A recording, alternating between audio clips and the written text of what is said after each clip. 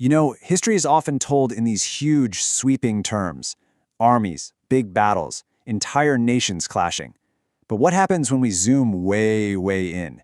When we follow the story of a single unit through the eyes of just one soldier? Well, that's what we're going to do today. We're tracing the incredible path of the 922nd Engineer Aviation Regiment across Europe in World War II.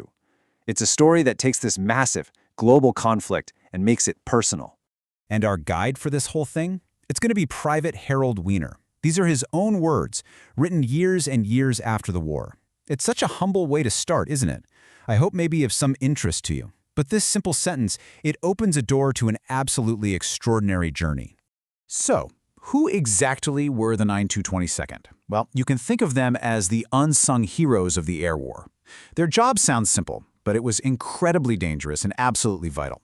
They had to follow the front lines, sometimes literally under fire, and build airfields out of whatever they could find. Without them, and the forward bases they built, all those Allied planes would have been stuck back in England. They were a total game changer. Okay, so every journey has to start somewhere, and for the 922nd, that starting point was England. For almost a full year, from the summer of 43 to the summer of 44, they were part of this immense effort to turn the English countryside into one giant staging ground. It was like a coiled spring just waiting to be unleashed on the continent. And this slide really maps out that whole beginning. You see the timeline here. Harold enlists in April 43, and boom, just 4 months later, he's on a ship crossing the Atlantic. They land in Scotland, then start moving around England, Essex, Oxfordshire. You can just feel the buildup, can't you? All of this movement, all of this training, they were all getting ready for the main event. And here we go. It's June 1944. All that waiting, all that training, it's over.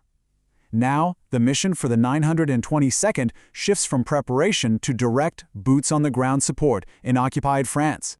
Just 6 days, after the first wave of D-Day, Private Wiener and the rest of the 922nd landed on Omaha Beach. I mean, can you even imagine what that scene was like? The wreckage of the battle was still all around them, and their job started the second they hit the shore: build the airfields needed to win the fight for Normandy.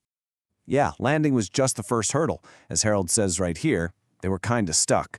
Breaking out of that Normandy beachhead was anything but certain.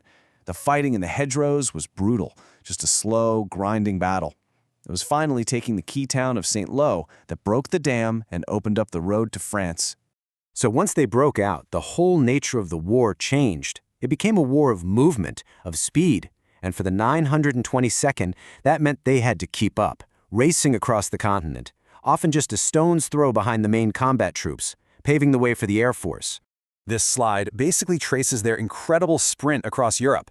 Look at this path.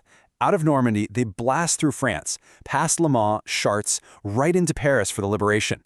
Then it's north, into Belgium, near a city called Liège. And finally, early in 1945, they cross into Germany itself, just relentlessly pushing forward.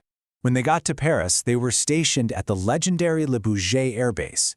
Now, this is the very same airfield where Charles Lindbergh landed after he flew solo across the Atlantic.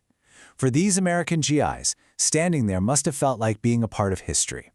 But that moment of triumph was about to be shattered by tragedy. The very next day, August 28th, the 922nd suffered its single greatest loss of the entire war. It's just a stark reminder that even in a moment like the liberation of Paris, the danger was always there. While they were scouting the airfield, which wasn't even fully secured yet, the regiment's two top officers, Colonel Little and Lieutenant Colonel Hall, were ambushed by retreating German soldiers, and they were killed. Losing your CO and your executive officer in one go, that's just a devastating blow for any unit. As winter rolled in, the 922nd was positioned near Liège in Belgium, and that location put them right at the northern edge of Germany's massive last-ditch offensive, the Battle of the Bulge. The airfields they built and maintained in the most brutal winter conditions were absolutely essential for the Allied fighter bombers that helped stop that attack cold. So after the Bulge, they pushed deep into Germany, past Bonn, past Kassel. And then, when they were near Frankfurt, the news they had all been waiting for finally arrived. On May 8, 1945, the war in Europe was officially over. Victory. But the end of the war didn't mean you just packed your bags and went home the next day. Not even close. For hundreds of thousands of soldiers like Harold Wiener, a whole new kind of waiting was about to begin. The journey back was a whole ordeal in itself. This last timeline really puts that into perspective. The war ends in May, right?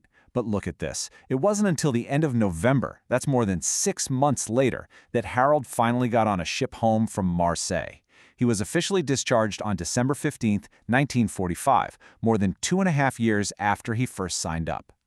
And so we end right where we started, with Harold's own words. It's such a profound understatement, isn't it? Many things happened. Yeah, you could say that. The man saw the D-Day buildup, landed at Normandy, helped free Paris, survived the Battle of the Bulge, and saw the fall of Germany. His incredibly simple conclusion just brings the whole epic scale of the war right back down to one powerful personal story. And it leaves you with this question, doesn't it? We read about World War II as this one massive thing, but it wasn't. It was millions and millions of individual paths, just like this one, each one with its own moments of fear and loss and victory.